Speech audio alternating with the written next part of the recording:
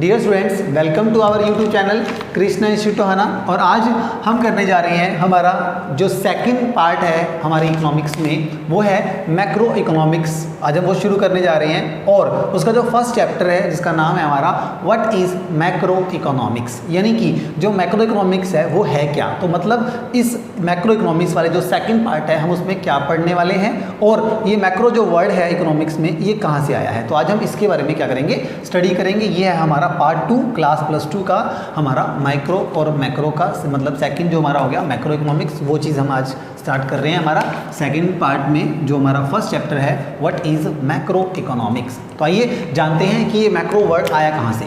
तो ये जो मैक्रो वर्ड है वो कहाँ से आया है। एक मैक्रोज एक वर्ड है, एक ग्रीक टर्म है जिसका जो अर्थ होता है हमारा क्या होता है, ये लार्ज। अगर हम बात करें तो एक होता है माइक्रो, बिल्कुल क्लोज रिलेशन, जिसमें हमने क्या पढ़ा था, स्मॉल रिलेशंस पढ़े थे। जबकि यहाँ पर जो है हमारा, यहाँ पर क्या है, लार्ज चीज़ें हैं, उनके बारे में हम स्टडी करेंगे। अगर बात करें एज अ होल, अगर स्टडी की जाए तब हम उसे क्या बोल देते हैं, मैक्रोज। ठीक है, तो ग्रीक टर्म में जो मैक्रोज वर्ड था उसका मतलब लार्ज होता है और लार्ज से क्या बन गया, मैक्रो इकोनॉमिक्स, यानी कि एक ऐसी टर्म जिसमें हम मैनकाइंड की उन प्रॉब्लम्स को जानेंगे, उन चीज़ों को स्टडी करेंगे जो क्या है लार्ज स्केल पर क्या है पूरे इंडिया में जो पाई जाती हैं या किसी भी देश में पाई जाती हैं, बट वो जो लागू होती हैं जब वो इम्प्लीमेंट होती हैं तो एज अ होल जैसे वो आपकी वो होती हैं। मान लीजिए जैसे हमारे इंडिया में अगर कोई एम्प्लॉयमेंट की पॉलिसी है या टैरिफ की कोई पॉलिसीज़ हैं वो चेंज होती हैं तो उसका जो इम्पैक्ट होता है एज अ होल पूरे इंडियन इकोनॉमी पर उसका इम्पैक्ट पड़ता है। जैसे जीएसटी था, जब जीएसटी आया तो उसका इम्पैक्ट क्या पड़ा, ऑल ओवर इंडिया। जो भी आपके लोग थे, जो भी बिजनेस से कनेक्टेड थे, प्रोडक्शन से रिलेटेड थे, सभी को क्या पड़ा, जीएसटी पर सभी पर इसका इम्पैक्ट पड़ा था। तो ये लार्ज स्केल पर अगर बात करें तो वो होती है हमारी मैक्रो इकोनॉमिक्स। तो जो रैगनर फ्रिश हैं ओस्लो यूनिवर्सिटी से नॉर्वे थे और उन्होंने क्या किया था, ये इको को 2 पार्ट में डिवाइड किया था, एक माइक्रो और एक मैक्रो। तो उसका जो नाम था हमारा रैगनर फ्रिश था, जो ओस्लो यूनिवर्सिटी में पढ़ते थे नॉर्वे में, और उन्होंने क्या किया था, हमारी माइक्रो इकोनॉमिक्स और मैक्रो 2 पार्ट इकोनॉमिक्स के बनाए थे। तो सेकेंड पार्ट जो है हमारा वो है मैक्रोज, यानी कि लार्ज स्केल पर एज अ होल अगर हम स्टडी करते हैं तो उसे क्या कहेंगे, हम मैक्रो इकोनॉमिक्स कहते हैं। आइए कुछ कंसेप्ट माइक्रो के भी जान लेते हैं, क्योंकि देखो आपको इकोनॉमिक्स को 2 पार्ट पढ़े हमने, एक है माइक्रो और दूसरा हमने पढ़ा कौन सा, मैक्रो। हाँ जी, माइक्रो के बारे में सबको मालूम ही है। अगर हम छोटे पैमाने पर स्टडी करते हैं, छोटे स्केल पर पढ़ते हैं, जैसे एन इंडिविजुअल, ठीक है, और एक फर्म है, अगर हम इन सब को क्या करते हैं, सिंगल चीज़ों को स्टडी करते हैं तब क्या होती है हमारी माइक्रो इकोनॉमिक्स। अब एज अ होल अगर हम स्टडी करने जा रहे हैं, हम क्या करने वाले हैं, एज अ होल अगर हम स्टडी करते हैं इकोनॉमी को, तब वो क्या हो जाती है, हमारी माइक्रो का पार्ट बन जाती हैं। जैसे एम्प्लॉयमेंट, ठीक है, अगर एम्प्लॉयमेंट की बात अगर हम करें, रोज़गार की बात करें, इंडिया के जितने भी एरियाज़ हैं वहाँ पर अगर बात करें, एग्रीगेट कंजप्शन की बात करें, एग्रीगेट परचेज़ की बात करें, एग्रीगेट सेल्स की बात करें, एम्प्लॉयमेंट है, नेशनल इनकम, एक और कंसेप्ट है हमारा नेशनल इनकम। ठीक है, ये सारी चीज़ें क्या है हमारी एज अ होल स्टडी होता है। अब देखो नेशनल इनकम जब कैलकुलेट की जाती है तब किसी एक पर्सन की नहीं होती है, ये पूरे इंडिया में जो पर्सन्स हैं वो कमा रहे हैं और उनकी क्या निकाली जाती है, एक एवरेज निकाली जाती है, जैसे हम बोलते हैं जीडीपी निकाली जाती है, जिससे क्या पता चलता है हमारी इंडियन इकोनॉमी के बारे में हम अच्छे से स्टडी कर सकते हैं। तो मेरे ख्याल से होप आपको क्लियर हो गया होगा। अगर हम छोटी छोटी चीज़ों को स्टडी करते हैं, स्मॉल पार्ट को स्टडी करते हैं तो माइक्रो, और अगर मैक्रो कर रहे हैं तो it means as a whole हम क्या करने वाले हैं, पूरी इंडियन इकोनॉमी या किसी भी एक देश की पूरी इकोनॉमी को हम क्या करने वाले हैं, इस बार स्टडी करने वाले हैं, तब हम उसे क्या कहेंगे, मैक्रो इकोनॉमिक्स कहते हैं। होप आपको ये क्लियर हुआ होगा कि माइक्रो और मैक्रो में क्या डिफरेंस है। वैसे ये फर्स्ट पार्ट में आपको बताया भी गया था कि माइक्रो क्या होता है, छोटा, जिसमें स्मॉल चीज़ों को स्टडी किया जाता है, मैक्रो में एज अ होल चीज़ों को स्टडी किया जाता है। अब बात करते हैं आपकी क्या, एक बात करते हैं मैक्रोज में। जैसे अगर हम बात करें, ग्रेट डिप्रेशन आया था 1930 में, 29 से वो स्टार्ट होता हुआ 30 तक गया था, तो ग्रेट डिप्रेशन आया था हमारे इंडिया के अंदर। तो कहीं ना कहीं ये पॉलिसी जो है वो क्या है, मैक्रो की पॉलिसी रहती है। हमारे इंडिया में जो 5 ईयर प्लान्स वगैरह बनाए जाते हैं, ठीक है, और जो बजट्स वगैरह बनाए जाते हैं, तो कहीं ना कहीं गवर्नमेंट जो बजट बनाती है, तो गवर्नमेंट का जैसे कोई बजट का बनाना, अब गवर्नमेंट जब बजट बनाती है तो जो इसका इम्पैक्ट होता है पूरे ऑल इकोनॉमी पर पड़ता है। ठीक है।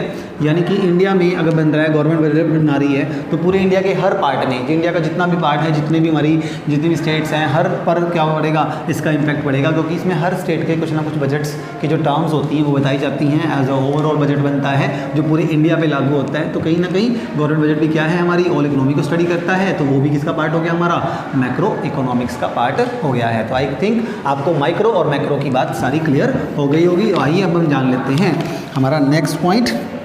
माइक्रो मैक्रो को जानने के बाद हमारा स्कोप। माइक्रो में समझ तो आएगी आपको कि इकोनॉमी की एज अ होल अगर स्टडी करते हैं तो वो मैक्रो का पार्ट होता है, ठीक है। अब बात करते हैं इसके स्कोप की। स्कोप ऑफ मैक्रो इकोनॉमिक्स, ठीक है। स्कोप मतलब होता है उसका एरिया, मतलब कितने क्षेत्र में ये एरिया में फैला हुआ है हमारा मैक्रो इकोनॉमिक्स, यानी कि इसके अंदर किन किन चीज़ों को क्या किया जाता है, शामिल किया जाता है। तो सबसे पहले आइए जानते हैं हम थ्योरी ऑफ, बोला इसने नेशनल इनकम। नेशनल इनकम यानी कि नेशनल इनकम क्या है, उसके पूरे कंसेप्ट को अगर हम जानें और उसको स्टडी करें तो क्या बन जाएगा, वो हमारा मैक्रो का पार्ट होता है। नेशनल इनकम में मोस्टली हम क्या करते हैं, जो समाज से जुड़ते हैं, सोशल एक्टिविटीज़ को देखते हैं और पर पर्सन उनकी हम क्या करते हैं, हम उनकी इनकम कैलकुलेट करते हैं। देखिए हमारे पास 3 सेक्टर्स होते हैं, आपने सबने पढ़ा भी होगा, प्राइमरी सेक्टर, सेकेंडरी सेक्टर और टर्शियरी सेक्टर। 3 सेक्टर्स होते हैं और तीनों सेक्टर्स की अलग अलग क्या होती हैं, इनकम होती हैं। अब हम तीनों सेक्टर्स की ये देखेंगे कि कौन सेक्टर कितने पैसे अर्न कमाता है, कितना खर्च करता है, ठीक है, कितना प्रोडक्शन कर रहा है, तो हर चीज़ देखी जाती है इनकी। तो 3 ऑप्शन हमारे पास होते हैं, हम उनके खर्चे एक्सपेंसेस देख सकते हैं, उनका रेवेन्यू यानी कि उनकी इनकम देख सकते हैं, या उनके द्वारा किया गया प्रोडक्शन हम देख सकते हैं। तो इन सब से हम क्या कर सकते हैं, उनकी नेशनल इनकम को मेज़र कर सकते हैं, राष्ट्रीय आय हम निकाल सकते हैं। तो नेशनल इनकम निकालने का कंसेप्ट जो होगा, हम कई मेथड्स का यूज़ करते हुए हम क्या करेंगे, किसी भी एक देश की इकोनॉमी के बारे में जजमेंट कर सकते हैं, उसके पहचान कर सकते हैं कि कैसी इकोनॉमी हमारे उस देश की चल रही है। तो नेशनल इनकम यानी कि जीडीपी वगैरह कैलकुलेट करना हो तो आप वो इजीली निकाल सकते हैं। तो जीडीपी होती है हमारी ग्रॉस डोमेस्टिक प्रोडक्ट, और हमारा एनएनपी नेट नेशनल प्रोडक्ट, ये तो आपका क्या होगा, नेशनल इनकम ही बन जाता है। तो इस प्रकार कुछ कंसेप्ट्स हैं, हम जानेंगे कि पूरे एक इकोनॉमी के अंदर, एक देश की इकोनॉमी के अंदर किस तरह से नेशनल इनकम कैलकुलेट की जाती है। अलग अलग मेथड्स का यूज़ करके हम क्या करेंगे, नेशनल इनकम को निकालने का तरीका आपको बताएंगे, और ये बताएंगे कि एक देश की इकोनॉमी में कुल एवरेज इनकम हर पर्सन के पास क्या है, जिससे हम क्या निकाल सकते हैं, नेशनल इनकम को मेज़र कर सकते हैं। नेक्स्ट पॉइंट है हमारा सेकेंड, थ्योरी ऑफ एम्प्लॉयमेंट। हाँ जी, थ्योरी ऑफ एम्प्लॉयमेंट। एम्प्लॉयमेंट क्या होता है, हाँ जी, एम्प्लॉयमेंट में हम क्या पढ़ते हैं, हमारी एग्रीगेट लेवल की चीज़ें। एग्रीगेट का मतलब क्या होता है, एग्रीगेट लेवल पर हम क्या पढ़ेंगे, हमारी सप्लाई, डिमांड, ठीक है। अभी हमने क्या किया था, माइक्रो इकोनॉमिक्स में हमने पढ़ा था एक सिंगल प्रोडक्ट की प्राइस वगैरह हैं वो कैसे फिक्स होते हैं। हमने एग्रीगेट लेवल की बात वहाँ नहीं की थी। वहाँ पर क्या होता था, गवर्नमेंट का कोई इंटरवेंशन भी नहीं होता था, जबकि यहाँ गवर्नमेंट का इंटरवेंशन भी होता है। इसीलिए हम क्या करते हैं, हमेशा एग्रीगेट चीज़ों की बात करते हैं, चाहे वो डिमांड हो चाहे वो सप्लाई हो। एक फर्म की नहीं बात करते हम, पूरे इंडिया में मान लीजिए क्लॉथ्स का बिजनेस है, ठीक है। क्लॉथ्स का बिजनेस मतलब क्लॉथ्स बनाने वाली कई सारी फैक्ट्रियां हैं, कई सारी फार्म्स हैं। अगर मैं उन सबको एक साथ इकट्ठी एज अ होल स्टडी करता हूं तो क्या बन जाएगा, थ्योरी ऑफ हमारा एम्प्लॉयमेंट में आ जाएगा, एग्रीगेट लेवल आ जाते हैं हमारे, ठीक है। तो एग्रीगेट लेवल में आपको क्या करना है, थ्योरी ऑफ डिमांड हो गया, एग्रीगेट सप्लाई होगी, ठीक है, ये चीज़ें हमने देखनी है। और उसके बाद हम इसमें क्या देखते हैं, हमारा सेविंग्स भी हो जाती हैं, ठीक है। एग्रीगेट में सेविंग्स भी आती हैं। तो ह्यूमन का बिहेवियर होता है ना, ये हमारे जो एम्प्लॉयज़ होते हैं वो क्या करते हैं, प्रोडक्ट को बनाते हैं, और उसको बनाने के बाद जो डिमांड है, सप्लाई है, उनकी जो सेविंग्स है, इन्वेस्टमेंट है, हर चीज़ हम क्या देखने वाले हैं। मेन हमारा टारगेट क्या रहेगा इस बार, एग्रीगेट लेवल रहेगा। एक पर्सन की तरफ, एक फर्म की तरफ ध्यान ना देते हुए एज अ होल इकोनॉमी को स्टडी करेंगे। हम एवरेज निकालेंगे कि एवरेज क्या बन रही है हमारी सप्लाई, डिमांड क्या बन रही है, और इन्हीं के हिसाब से क्या होते हैं फिर जो प्राइस वगैरह हैं वो फिक्स किए जाते हैं मार्केट में, ठीक है। तो इस प्रकार थ्योरी ऑफ एम्प्लॉयमेंट के बारे में हम जानेंगे। तो ये वो हमारे 2 पॉइंट्स में हमने पढ़ा, एक नेशनल इनकम और एक एम्प्लॉयमेंट, जिसमें एग्रीगेट लेवल यानी कि ये मैक्रो के पार्ट होते हैं, एज अ होल स्टडी इसमें की जाती है। ये थे हमारे 2 पॉइंट्स। नेक्स्ट है हमारा third point, theory of money. Theory of money हाँ जी, इस थ्योरी ऑफ मनी में हम दो चीज़ें लेते हैं, एक तो खुद मनी को प्लस हमारे इंडिया का जो या किसी भी देश का बैंकिंग सिस्टम जो होता है उसको इसमें शामिल किया जाता है। ठीक है, तो थ्योरी ऑफ मनी में हम ये जानेंगे कि जो मनी है हमारा, जो मुद्रा है, पैसा है, वो कितनी फॉर्म्स में होता है। आज देखते हो आप सब आप यूज़ करते हो, कुछ कॉइन्स यूज़ करते हो, ठीक है, कुछ पेपर के नोट्स आप यूज़ करते हो, ठीक है। इस प्रकार कुछ चीज़ें हैं, करेंसी हैं हमारी जो हर देश में चलती हैं और हर देश की करेंसी अलग अलग है। बात करते हैं इंडिया की, तो इंडिया में क्या चलते हैं हमारे रुपीज़ चलते हैं, ठीक है। और डॉलर भी देखे होंगे कहाँ चलते हैं, आपको मालूम होगा। डॉलर जो है आपके वो कहाँ चलते हैं, यूएसए वगैरह में चलते हैं, कनाडा में चलते हैं। यूरो हो गए आपके, ठीक है, यूरो। कई करेंसी होती हैं जो क्या होती हैं, यूरो होता है, यूरो करेंसी आपकी। कई सारी करेंसी होती हैं, अलग अलग देश की अलग अलग करेंसी हैं। कहीं पर तो हमारे जैसा रुपया ही चलता है, जैसे पाकिस्तान की बात करें तो वहाँ रुपया ही चलता है, नेपाल में भी रुपया ही चलता है, बट उनकी जो करेंसी की वैल्यू होती है वो अलग अलग होती है। तो पैसा क्या होता है, किस किस फॉर्म में होता है, कुछ टोकन कॉइन्स होती हैं, कुछ रिप्रेजेंटेटिव मनी होती है। और पुराने ज़माने में जो मनी होती थी वो अलग ही रूप में होती थी।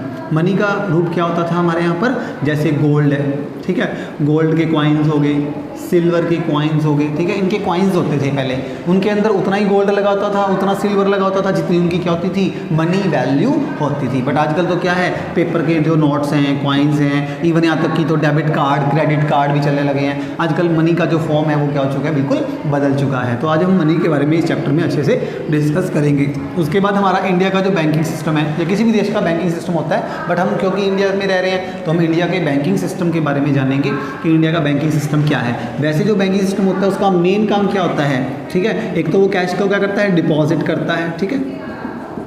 और कई बार हमें पैसा अगर उनसे लोन चाहिए तो एडवांस हमें देता है। तो दो चीज़ें होती हैं बैंक में, एक तो बैंक में पैसा डिपॉजिट करवाओ या बैंक से लोन ले लीजिए। अब बैंक में पैसा डिपॉजिट करवाने के भी कई तरीके होते हैं, ये नहीं है बैंक में गए पैसा फेंक के आगे, नहीं, ऐसा नहीं होता है। पैसे जमा कराने के लिए आपके अकाउंट्स होते हैं, सेविंग अकाउंट होता है हमारा, फिक्स डिपॉजिट अकाउंट होता है हमारा, करंट अकाउंट हमारा होता है, ठीक है, होम्स ऑफ सेविंग है, बहुत सारे अकाउंट्स होते हैं जिसमें हम पैसा जमा करवाते हैं। लोन लेने के भी तरीके होते हैं हमारा, बैंक ओवरड्राफ्ट है, ठीक है, क्रेडिट हो गया, बैंक क्रेडिट हो गया, डिमांड लोन हो गया, तो अलग अलग तरीके होते हैं। और बैंक में, मुद्रा में, दोनों में कॉम्बिनेशन कहीं अच्छा बनता है। तो इसके लिए आपकी पूरी एक यूनिट है जिसमें हम मनी और बैंकिंग सिस्टम को जानेंगे। और इवन ये भी, जब पैसा नहीं था तब कैसे हम कमोडिटी टू कमोडिटी सिस्टम चलाते थे, बार्टर सिस्टम चलाते थे, उसकी कुछ ड्रॉबैक्स थी, तभी तो क्या हुआ, मनी का जन्म हुआ। अभी मनी है जो कैसे बनी, कहाँ से आई, ये सब चीज़ें हम क्या पढ़ने वाले हैं इस पूरे टॉपिक में पढ़ेंगे, थ्योरी ऑफ मनी के अंदर, कि मनी क्या है, पैसा क्या है, प्लस हमारा जो बैंकिंग सिस्टम है इंडिया का वो कैसा है। तो ये था हमारा थर्ड पॉइंट जिसमें हम पढ़ेंगे मनी और बैंकिंग के टर्म्स पढ़ेंगे, इनको डीपली पढ़ेंगे हम, आगे हमारे चैप्टर्स हैं ये, ठीक है। नेक्स्ट है हमारा fourth point, theory of general price level.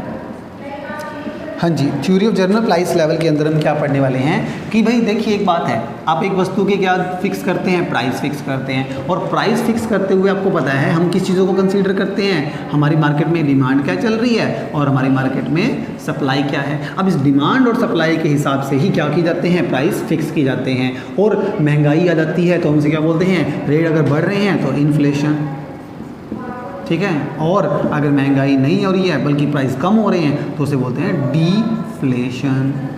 तो मंदी, आपने सुना होगा, तेजी आ गई, मंदी आ गई, ये वर्ड क्या होते हैं, इन्फ्लेशन और डिफ्लेशन हो जाना। अब देखो जनरल प्राइस कैसे फिक्स होते हैं, मंदी के समय में प्राइस कैसे होते हैं, तेजी में प्राइस कैसे हो रहे हैं, इनका रीज़न क्या होता है, इनका रीज़न होता है डिमांड और सप्लाई। इसका एग्जाम्पल लेते हैं, मान लीजिए एक टाइम ऐसा आता है कि कोई चीज़ है, उसकी डिमांड लगातार बढ़ती जा रही है, बट क्या है, उसकी सप्लाई मार्केट में है नहीं, तो उसके प्राइस क्या हो जाएंगे, नॉर्मल सी बात है, हाई हो जाएंगे। मान लो पेट्रोल है, ठीक है, अगर इंडिया को पेट्रोल कहीं से मिले ही नहीं, ठीक है, इसकी क्या हो रही है, सप्लाई हो ही नहीं रही है, जबकि डिमांड आपको पता है, हर कोई बाइक वगैरह है, गाड़ियाँ यूज़ कर रहा है, पेट्रोल का कंजप्शन क्या है इंडिया में बहुत ज़्यादा है, जबकि इसकी सप्लाई अगर ना हो, डिमांड ज़्यादा हो जाए, तो ऐसे केस में इसके जो परमिट प्राइस है वो क्या हो जाएंगे, एकदम से हाई हो जाएंगे, ज़्यादा हो जाएंगे। तो इसे बोलते हैं जनरल प्राइस लेवल, जो डिमांड और सप्लाई पर ध्यान रखते हुए हम क्या डिसाइड करते हैं, हमारा इन्फ्लेशन और डिफ्लेशन। और ऐसी महंगाई में और ऐसी मंदी के समय में एक व्यक्ति अपने प्रोडक्ट के क्या प्राइस फिक्स करता है, है, कैसे प्राइस फिक्स करता है, उन चीज़ों को हम स्टडी करेंगे।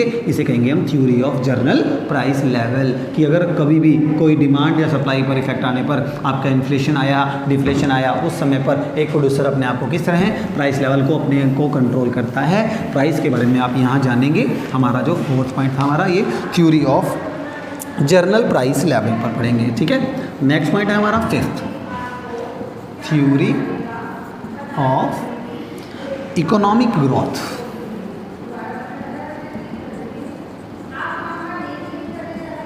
ठीक है, हमारा जो नेक्स्ट पॉइंट है हमारा वो क्या है, थ्योरी ऑफ इकोनॉमिकल ग्रोथ। यानी कि हम क्या पढ़ेंगे, हमारी इंडियन इकोनॉमी जो है या किसी भी देश की इकोनॉमी है उसकी जो ग्रोथ है वो किन चीज़ों पर डिपेंड करती है। तो इसमें जो होता है सबसे बड़ा रोल जो होता है वो किसका होता है, उस देश की सरकार का होता है। जिस देश में आप बता रहे हो इकोनॉमिकल ग्रोथ, उसमें सबसे इंपॉर्टेंट चीज़ होती है गवर्नमेंट। अब एक बात है, गवर्नमेंट क्या करती है, अलग अलग पॉलिसीज़ बनाती है, अलग अलग नीतियाँ तैयार करती है, जिससे क्या करती है, उससे हमारे इंडिया की या किसी भी देश की क्या हो सके, इकोनॉमिकल ग्रोथ हो सके। इकोनॉमिकल ग्रोथ करने के लिए, इकोनॉमिकल सिस्टम को स्ट्रॉन्ग करने के लिए किसको कदम उठाना पड़ता है, सरकार को कदम उठाना पड़ता है। और कैसे, वो क्या तैयार करती है, पॉलिसीज़ तैयार करती है।